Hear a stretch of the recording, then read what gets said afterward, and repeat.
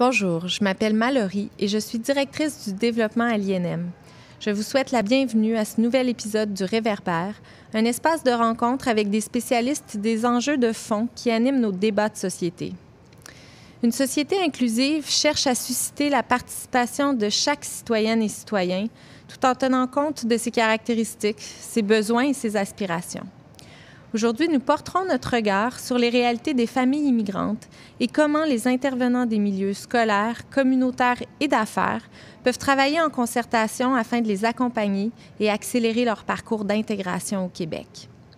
Pour ce faire, nous nous penchons sur un avis rédigé par le Conseil supérieur de l'éducation du Québec qui s'est interrogé sur les réalités de familles immigrantes tout en questionnant le rôle du système éducatif québécois dans leur processus d'intégration. Pour nous parler de cet avis, intitulé « L'inclusion des familles immigrantes pour une synergie accrue en éducation des adultes », je m'entretiens avec Christian Blanchette, qui a été membre du Conseil supérieur de l'éducation et président de sa commission de l'éducation des adultes et de la formation continue jusqu'à l'adoption de l'avis en février dernier. Vous allez aussi entendre des témoignages de Mme Lida Agazi, directrice générale du Centre social d'aide aux immigrants. Elle a déjà été membre de la table de concertation des organismes au service des personnes réfugiées et immigrantes et est actuellement membre de la Commission de l'éducation des adultes et de la formation continue. Madame Agazi a également une grande expérience d'accompagnement de personnes immigrantes. Bonjour, Christian Blanchette. Bonjour. Très heureuse que vous ayez accepté notre invitation. Monsieur Blanchette, vous êtes recteur de l'Université du Québec à Trois-Rivières depuis décembre 2020. Vous avez un parcours de gestion dans le milieu universitaire. Vous avez été doyen de la Faculté de l'éducation permanente de l'Université de Montréal et doyen associé à la Faculté des études supérieures et postdoctorales de l'Université d'Ottawa. Vous êtes également formé en physique et vous vous êtes intéressé aux technologies de l'information pour l'apprentissage. Mais je suis curieuse, quel lien y a-t-il entre votre parcours et votre participation à cette réflexion sur l'inclusion des familles immigrantes? Bien, écoutez, c'est un parcours personnel aussi. 13 ans avant, les 13 ans qui ont précédé ma venue à Ottawa, je les ai passés à Toronto. Donc, dans des milieux hautement multiculturels. Et les 10 dernières années à l'Université de Montréal, bien, c'était à Côte-des-Neiges, dans une faculté où 34 des étudiants étaient issus de l'immigration récente et où on pouvait constater les défis de la francisation. À la fois, la maîtrise du français nécessaire pour bien s'intégrer était un défi, mais aussi de se rendre compte qu'après 5 ou 7 ans au Québec, beaucoup des immigrants retournaient à l'université. Et c'est un mystère pour moi parce que on les choisit parce qu'ils sont diplômés universitaires. Et pour moi, ça a toujours été un élément, un indicateur qu'il y avait quelque chose qui n'allait pas au Royaume du Danemark. Et donc, ça m'a permis d'être conscientisé, de fréquenter, d'avoir des étudiants dans mes programmes qui étaient issus de l'immigration, d'essayer de mieux comprendre leurs défis. Et ça m'a amené à réfléchir à la question de l'immigration et de l'inclusion et de l'éducation. Et vous, à titre de membre du Conseil supérieur de l'éducation, à quel moment et pourquoi vous êtes-vous intéressé donc à l'inclusion des familles immigrantes dans le sens c'était quoi les constats aussi, les enjeux à l'origine de l'étude? Vous nous avez parlé, oui, donc des étudiants qui revenaient aux études alors qu'ils avaient été choisis pour leur qualification. Puis de la part du Conseil, j'imagine que ça fait écho à d'autres constats aussi qu'ils faisaient sur la société? Mais en fait, ce qu'on se rend compte, et là, il y a un élément de structure du Conseil qui est autour de la table, et entre autres la Commission d'éducation des adultes et de formation continue, c'est beaucoup de gens issus des milieux, à la fois de l'école secondaire pour adultes, à la fois des cégeps, des universités, des groupes communautaires, des syndicats, toute une série de personnes qui, au quotidien, sont parmi celles qui aident les personnes immigrantes, qui les accompagnent. Et donc, pour ces personnes, quand on a mis au jeu le sujet de pouvoir travailler sur cette question-là, tout de suite, ils ont été allumés parce que ça les ramenait à leur quotidien et aux défis qu'ils avaient à faire. Donc, les gens, on a discuté comment prendre l'objet, parce qu'il y a beaucoup d'études sur l'immigration. Et ce que les membres du Conseil et de la Commission ont voulu faire, c'est porter un regard différent. Et cette différence, ça a été de regarder le parcours des familles immigrantes. On sélectionne les immigrants individuellement. Une femme, un diplôme, un homme, un diplôme dans un champ professionnel particulier. Mais ultimement, l'expérience d'immigration, c'est l'expérience d'une famille. Personne n'est seul quand il arrive. Elle vient avec sa famille. La famille le rejoindra. Ou encore, la famille au pays, on l'aide. Et donc, l'immigration, c'est un choix familial. Donc, ça nous a amené à réfléchir en nous disant que beaucoup des exemples qu'on avait vus de défis particuliers découlaient du fait que c'est une famille qui venait, pas simplement un individu. Et pouvez-vous nous décrire les réalités des familles qui ont été mises en lumière dans cet avis? Oui, écoutez, on a interviewé autour de 65 familles d'immigrants qui sont arrivées il y a 3 à 7 ans. Et donc, c'est une diapo, une image d'une certaine période.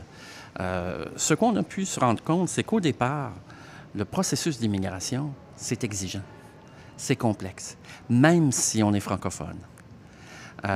Donc, imaginez, là, vous arrivez dans un pays, dans un lieu, vous voulez vous trouver un logement, vous ne savez pas où commencer, vous ne savez pas ce qu'est un bail, comment tout ça fonctionne, vous ne savez pas dans quel quartier, vous ne comprenez pas nécessairement vos responsabilités ou les droits que vous avez face à la location d'un appartement, à l'achat d'une maison. Comment utiliser le transport en commun? Quand on est touriste, on finit par comprendre, mais en plus, vous devez penser au système de santé. En plus, vous devez penser aux écoles, aux transactions bancaires, comment les banques fonctionnent ici. Tout ça, c'est un processus qui est exigeant. Et en plus, quand on a des enfants, il faut comprendre l'école. Il faut comprendre leur réalité à eux. On s'inquiète. Est-ce qu'ils seront acceptés par d'autres? On porte une attention particulière à nos enfants. Comment avoir accès à des garderies, à des places en garderie, en CPE? Comment interagir avec l'enseignant? Toutes ces interactions-là sont définies par notre culture d'origine, le fonctionnement de notre pays d'origine, et on se retrouve ici où le fonctionnement est complètement distinct. Et là, en plus, on a tous les aspects légaux. Le numéro d'assurance sociale qui donne accès à l'emploi, l'interaction avec le gouvernement, les permis de conduire, toute cette structure gouvernementale qui passe par le numérique maintenant, alors que les personnes qui viennent ne sont pas nécessairement d'une société numérique, n'ont pas nécessairement l'argent pour s'acheter un ordinateur. Et avec tout ça, la complexité, elle est de comprendre la société québécoise. Comment on interagit avec les gens, quels sont nos droits, nos rapports aux enseignants si on étudie, nos rapports aux patrons si on travaille, nos rapports à la police. On peut venir de pays où le rapport à la police est bien différent. Donc, il y a vraiment un apprentissage de fond qui rend la chose exigeante. Et là, on n'a même pas encore parlé d'emploi. Pouvez-vous nous donner une vue d'ensemble donc, tous ces grands défis d'inclusion, ils ont été regroupés dans la vie en catégories. Pouvez-vous nous en parler de ces grands défis d'inclusion qui incluent ce dont vous venez de nous parler, entre autres? Oui. En fait, 65 entrevues, c'est avec des familles immigrantes, mais il y a des centaines de personnes qu'on a interviewées qui interagissent avec les personnes immigrantes, qui sont là pour les aider à s'intégrer. Le Québec fait beaucoup pour l'intégration des personnes immigrantes.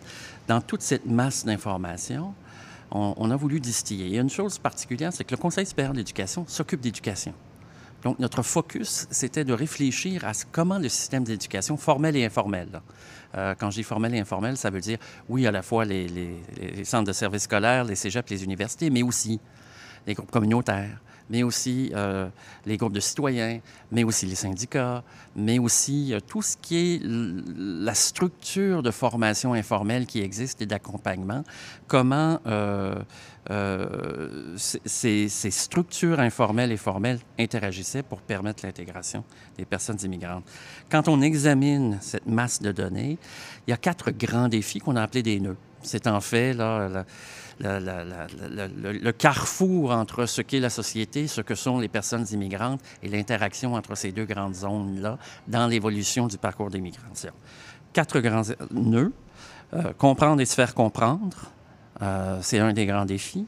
Obtenir la bonne information en temps opportun. C'est aussi, le troisième, obtenir la reconnaissance de la valeur des diplômes que nous avons et la reconnaissance des compétences qui y sont rattachées. Et le quatrième nœud, c'est pouvoir occuper de façon durable un emploi qui correspond à ses compétences et à ses aspirations. Donc, comprendre et se faire comprendre pour agir dans la société québécoise, ça m'intéresse. Hein? Nous, à l'INM, on s'intéresse à la participation citoyenne, à la vie démocratique. Donc, c'est quoi les éléments clés là, de ce nœud-là? Comment on fait pour le saisir? Écoutez, on est au Québec, on parle de francisation. On parle de français comme langue commune. Bien sûr, il y a un des grands éléments de tout ça, c'est la francisation. Ouais. Mais il faut se rendre compte que la francisation, telle qu'elle est structurée maintenant pour les personnes immigrantes, et c'est hautement documenté, n'amène pas à une maîtrise d'un niveau de français qui permet aux gens de vraiment s'intégrer dans le milieu de l'emploi. C'est beaucoup un langage usuel. Et ce qu'il faut se rendre compte, c'est que puisque beaucoup des immigrants économiques qui nous arrivent, il y a plusieurs catégories d'immigration, mais beaucoup de ceux qui ont été sélectionnés ont déjà des diplômes universitaires et pour exercer leur profession au Québec, il leur faut une maîtrise du français à haut niveau. C'est ce qui leur manque. C'est ce qui leur manque et notre système n'est pas encore conçu pour leur permettre d'arriver à ce niveau de maîtrise-là. Il y a des transformations en cours, mais l'objectif devrait être de pouvoir maîtriser le français à un niveau qui correspond à la pratique de notre profession d'origine. L'autre élément qui a émergé, puis il fait mal, les immigrants nous disent qu'on exige beaucoup d'eux la connaissance et la maîtrise de l'anglais pour avoir accès au marché du travail. C'est un phénomène montréalais, mais plus largement aussi en région.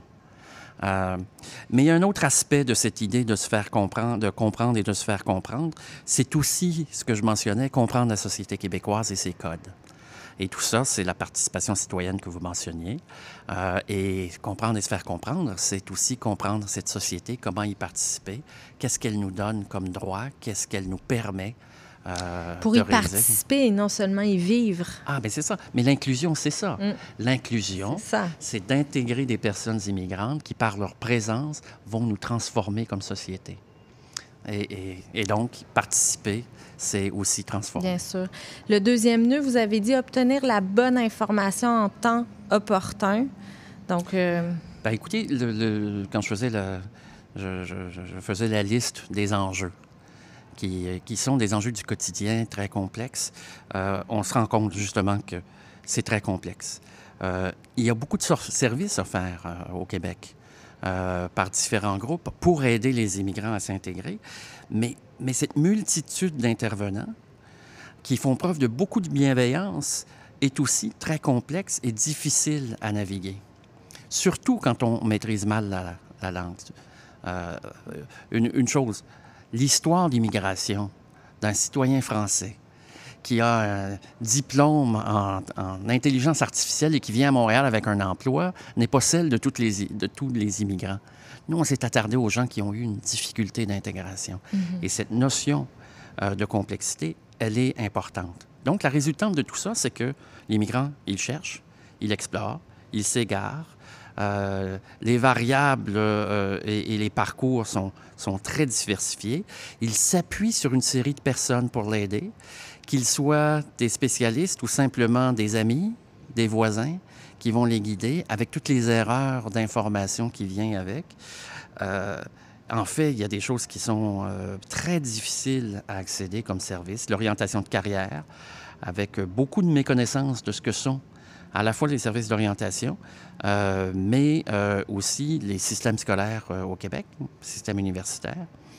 Cette complexité, elle est particulièrement lourde pour les immigrants. Et quand on examine leur parcours, la complexité de notre système, d'arriver à avoir la bonne information au bon moment, d'avoir un bon référencement pour aller cogner à la bonne porte, c'est souvent ce nœud-là qui crée tous les détours qu'on voit.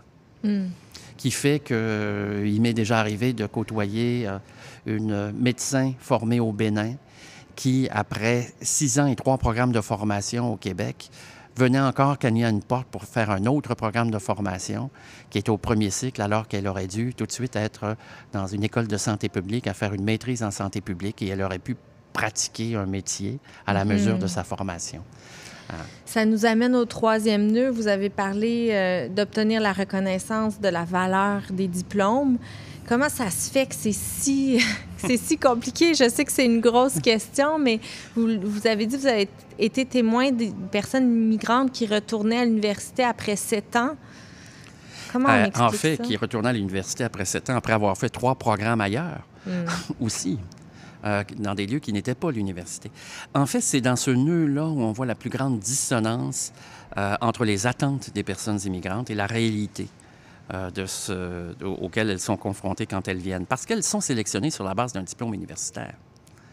Et donc, elles arrivent, elles s'attendent à ce que, une fois arrivées, une fois que le diplôme aura été désigné équivalent à un diplôme québécois, qu'il sera reconnu partout, dans le milieu du travail, dans tout type d'emploi, et c'est pas le cas.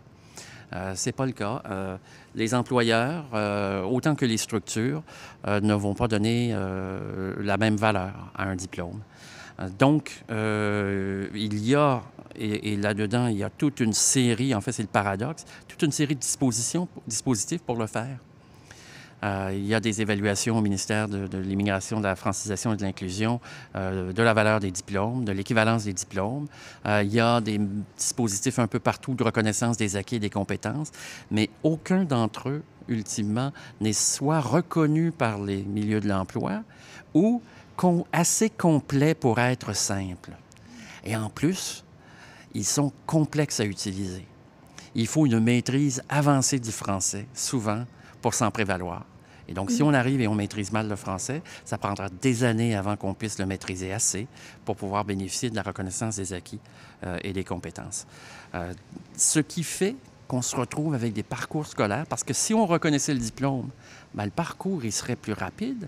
Et c'est pour ça qu'en partie, les gens retournent dans les universités, dans les cégeps, dans les centres de formation de services scolaires pour faire des formations additionnelles, pour avoir un diplôme québécois, parce que leur diplôme, ils sentent qu'il n'est pas reconnu.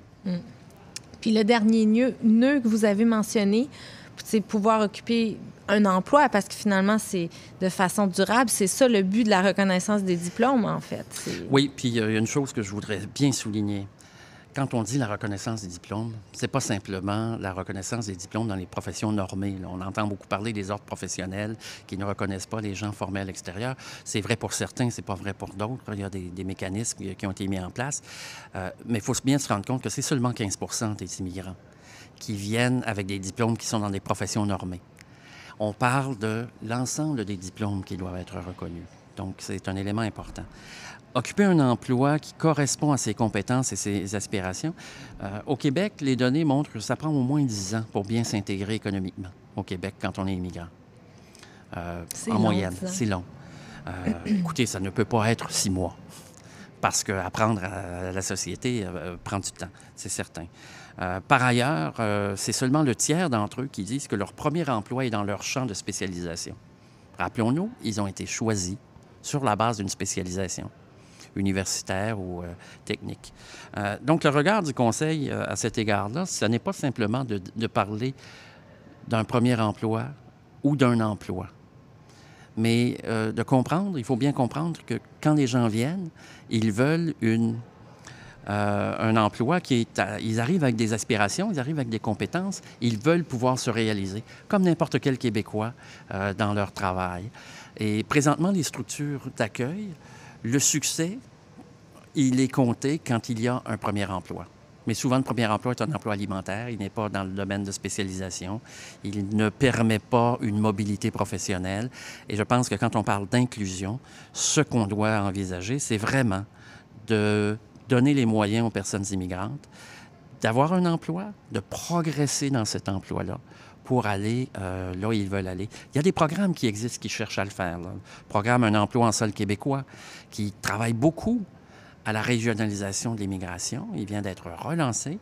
C'est un programme important, surtout qu'il permet d'examiner les services offerts dans les diverses régions et de structurer un encadrement propre à chaque région. Ça, c'est important. On va reparler de régionalisation, mais avant, je constate que la question de la collaboration, de la synergie entre les intervenants auprès des personnes immigrantes est très présente dans la vie comme étant un facteur de succès sur le terrain. Ça apparaît comme un élément central des pistes de solutions. pourquoi la synergie et la cohérence des actions entre les divers intervenants est la clé de l'intégration des familles immigrantes? Je pense que c'est à cause de la complexité du processus, mais je vais vous dire une chose avant de répondre. Que, dans le fond, le plus grand défi qu'on a comme société face à l'immigration, c'est qu'on doit se donner un seul objectif commun. L'objectif bien simple, c'est que le parcours d'intégration des personnes immigrantes et réfugiés, il doit être le plus court possible. Et en fait, on doit absolument éviter ce qu'on appelle la déqualification professionnelle. Le fait que ce diplôme n'est pas reconnu. Le fait que les compétences qu'on a acquises en étudiant, en travaillant à l'étranger, n'est pas reconnu dans l'insertion professionnelle. Et ça veut dire, en regard du processus très complexe qu'est l'immigration, qu'il y a beaucoup d'intervenants qui sont appelés à agir sur un petit bout du tableau qu'est le parcours de l'immigrant. Et en fait, une chose aussi importante à retenir, c'est que le Québec est une société bienveillante, qui veut bien intégrer ses immigrants. Ça veut dire qu'il y a beaucoup d'efforts qui sont mis là-dedans. Et un des constats qu'on a fait, c'est que la complexité de ce qu'il est, de ce que tous ces services-là sont, rend le parcours de l'immigrant, il le facilite autant qu'il le rend difficile. Donc, on doit vraiment trouver une manière de concerter les gens. Et là, il y a un nouveau service qui vient d'être lancé. Et le défi de la vie, c'est qu'on travaillait sur un objet en mouvement. Le gouvernement actuel a fait beaucoup d'investissements en immigration. Et là, il y a le service Accompagnement Québec qui vient d'être lancé. Et ce qui est intéressant, c'est que quand on examine la vie, on se rend compte qu'il y a là une feuille de route sur comment déployer un service d'accompagnement personnalisé des personnes immigrantes, un accompagnateur, une accompagnatrice qui pourrait suivre dans la durée l'intégration de la personne immigrante, autant d'une manière personnelle avec les défis du quotidien, l'intégration à l'école des enfants, mais aussi l'intégration professionnelle. Une personne qui, un peu comme un parrain quand on parle de l'immigration parrainée, va accompagner la personne immigrante et la famille immigrante pendant un certain nombre d'années. Ce serait la clé du succès. Donc, cet avis-là, il dit un peu comment Accompagnement Québec devrait explorer cet accompagnement des personnes immigrantes. Accompagnement Québec, ça, pour le bénéfice là, de nos auditeurs, ce serait dans un ministère? Ce serait... C'est au sein du ministère de l'Immigration, D'accord. De la francisation et de l'inclusion. C'est un nouveau modèle qui a été annoncé l'été dernier. Il est en déploiement. Mais je pense que cet avis, elle amène quelque chose d'important. Puis là, j'invite les gens qui sont dans les régions, dans toutes les régions du Québec, Montréal est une région aussi, à réunir les gens autour de la vie, à l'explorer, parce que il nous permet de saisir les zones d'ombre qu'on a dans nos régions en termes de services. Il nous permet aussi de comprendre comment on doit collaborer ensemble et mettre la personne immigrante et sa famille au centre du défi et de l'accompagner dans la simplicité. Une personne qui accompagne et qui fait le lien avec les autres nous semble une manière de faire qui simplifie la vie des personnes immigrantes et qui simplifie aussi l'action de chacun. Depuis 2018, c'est vrai qu'on l'entend dans les médias, là, qu'il y a beaucoup d'investissements en intégration, en francisation. Là, il y a Francisation Québec aussi là, qui a été annoncé récemment. Donc, on sent qu'il y a beaucoup de ressources investies pour améliorer l'offre de services aux immigrants à l'extérieur aussi des centres urbains. Est-ce que ça va dans le sens de l'avis du Conseil? Oui. Bien sûr. Les données qu'on a été chercher, elles incluent la Mauricie, elles incluent le centre du Québec, elles incluent Québec, l'Estrie, elles incluent Montréal. Ce qu'on voit, c'est qu'à Montréal, il y a une pléthore de services. Dans les régions, les besoins sont là. Il y a, dans bien des cas, beaucoup de services, mais offerts et intégrés parce qu'il y a moins de ressources. Mais il y a des défis importants. Les classes d'accueil en région pour les enfants, elles sont rares. Et donc, il y a toutes sortes de défis qui existent. Et il y a toute une structure, et là, la vie est très riche de cette analyse-là, toute une série de structures d'accès, de verrous pour l'accès à certains services qui existent de différentes manières à Montréal et dans une région A, B ou C.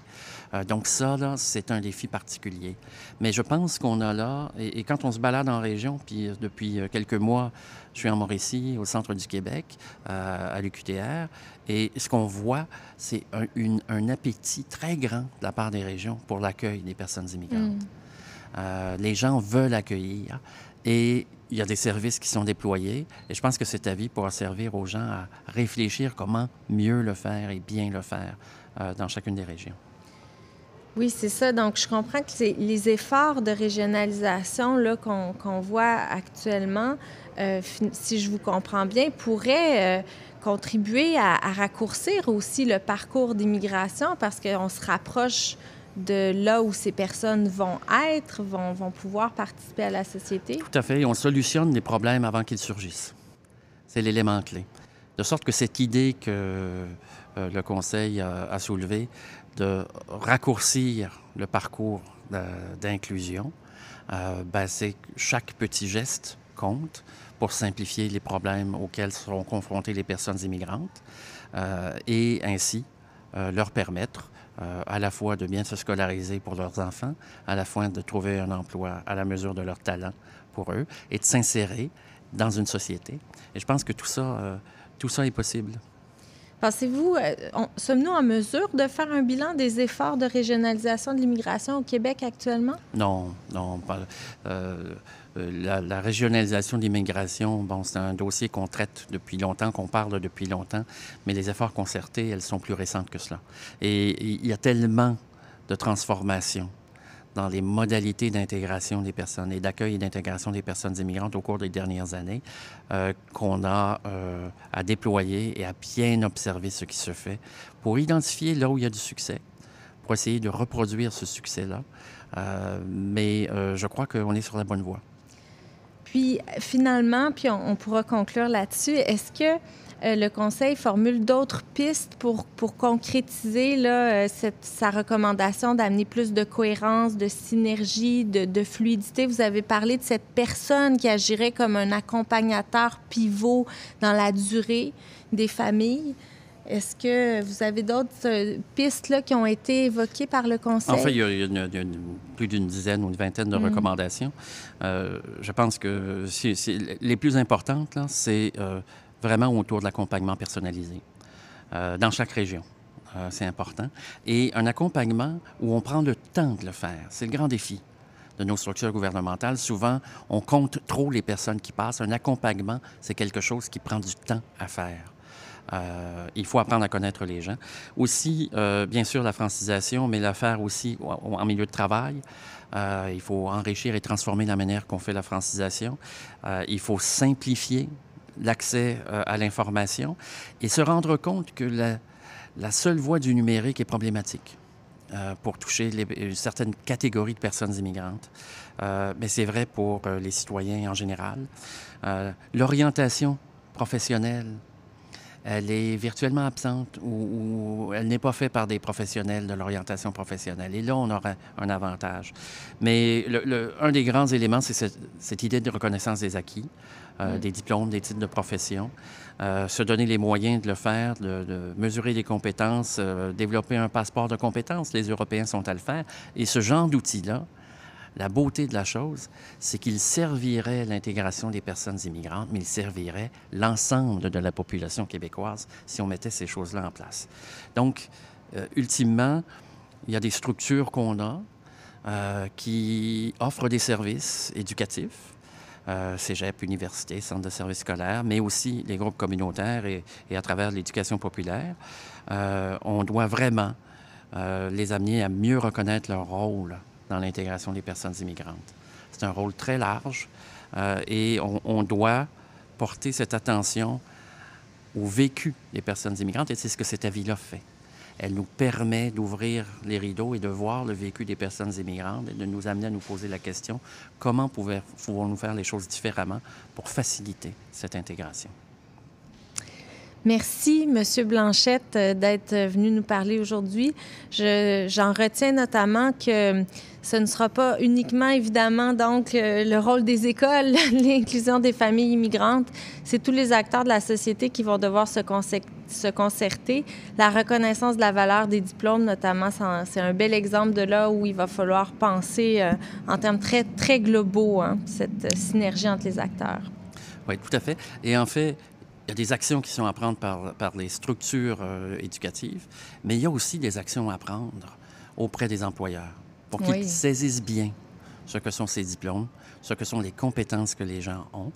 Et ultimement, la pénurie de main-d'œuvre va nous aider parce qu'elle ouvrira les portes. On l'a vu avant la pandémie, qu'elle a ouvert les portes et que le chômage des personnes immigrantes dans la région montréalaise a chuté de manière importante, que les employeurs ont pris, entre guillemets, le risque d'embaucher une personne immigrante. Et je suis convaincu que après une, c'est une autre, et c'est une autre, parce qu'on découvre que c'est des gens qui ont beaucoup à offrir et qui sont éminemment compétents. Excellent. Bien, je vous remercie d'avoir pris le temps d'être venu nous parler aujourd'hui. Grand plaisir. Merci à vous d'avoir écouté Le Réverbère. Je vous encourage à écouter nos autres épisodes qui portent sur une variété de sujets tout aussi passionnants les uns que les autres. Abonnez-vous au Réverbère sur votre plateforme d'écoute préférée ou en visitant notre site internet inm.qc.ca.